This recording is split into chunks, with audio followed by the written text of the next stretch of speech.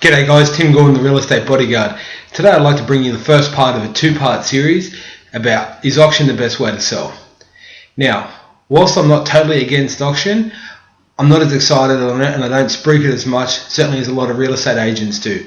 You see, when agents go through training, they get told and indoctrinated into the way of auctions, especially when you're looking at companies like Harcourts, Ray White, some of the LJ Hooker franchises, definitely McGrath, because it's great for the agent. The agent gets a lot of promotion, they get a lot of money to spend in advertising, and they get to promote their brand just as much, if not more, than the property that they're selling. Now, a lot of these auction-only agencies seem to have this idea that auction always gets higher prices, and I'll never believe it. And here's why. Because let's say, if you've read in the newspaper lately, the auction clearance rates are up. They're up around the 50 to 60% clearance rate margin. Now here's the problem with that. When you've got a successful sale at auction, it doesn't mean that the property's got a great price. It means that the owners agreed on a price that they think is fair, and sometimes a bit below fair. You see, because a reserve price isn't an indication of the owner accepting a great price. Usually the reserve price is about the rock bottom price the owner would take if they're desperate to do it. And the thinking behind it is that you set the reserve low and you engage people in a bidding war and have them bid competitively and emotionally and get to and then that leads you to a fantastic price.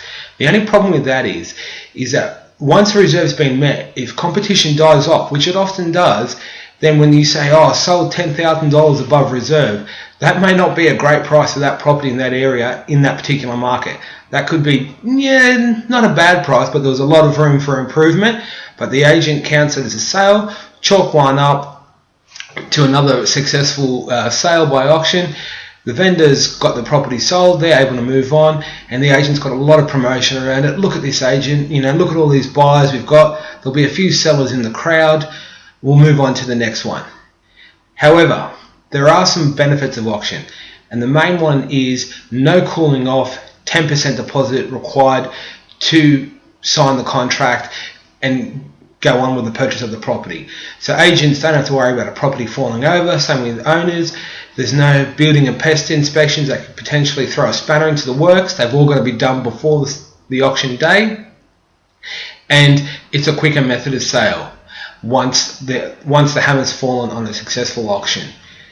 Another problem I have with the auction is that it takes 4 weeks a campaign. Some even go as far as 6 weeks. Far too long in my opinion. You're not going to have as many buyers hanging around for 6 weeks. What you'll find is if those people are really keen to buy, they'll probably won't wait 4 weeks. They might wait 2, maybe stretching them to 3.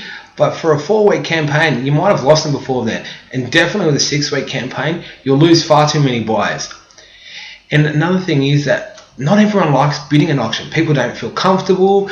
They don't want to risk, getting into that situation where they lose their head and they overbid, and then they've got to try and come up with the money from somewhere. They're hitting up the in-laws or the parents or begging the bank to lend them an extra $10,000, $20,000, $30,000 so they can complete the sale of this purchase. Complete the purchase of this property that they've just bought. Now, in an upward market, auction fantastic because you're not capping what you've got. In a stagnant or downward market, you can often find the sellers left, crying after the auction because they've missed the mark and they haven't got the best they could for their property. So next time you hear an agent telling you a war story about how there was this sale or that sale that sold $100,000 over reserve and everyone was ecstatic, the owner's doing cartwheels, ask them to tell you how they get just as good as price for the properties that don't sell at auction, when people know that it's sort of got the reputation of being damaged goods and the owner's being pushed hard by the agent to sell. Because I'll guarantee you this is a lot of the conversation that's going on after an unsuccessful auction. The agent saying, look, Mr. and Mrs. Vendor, I thought I could get you that little bit extra, or we overreached a little bit, but we had 20 groups through, we had the auction campaign, this is the best price we've got, the next offer that comes, I recommend you take it, if it's pretty close to that, let's just get it, the longer you're going to sell in the market, the less money you're going to get, and so on and so on. The phone calls go all along that line, and it's called conditioning. Some agents smartly call it educating, but it's it's conditioning. So basically you're browbeating the owner into taking that lower price once they haven't got a successful auction completed.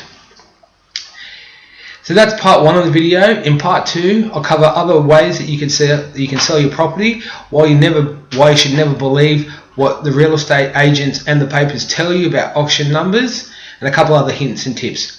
Well, that's me for today. As always, if I can be of any assistance, please contact me on my Facebook page, facebook.com/therealestatebodyguard.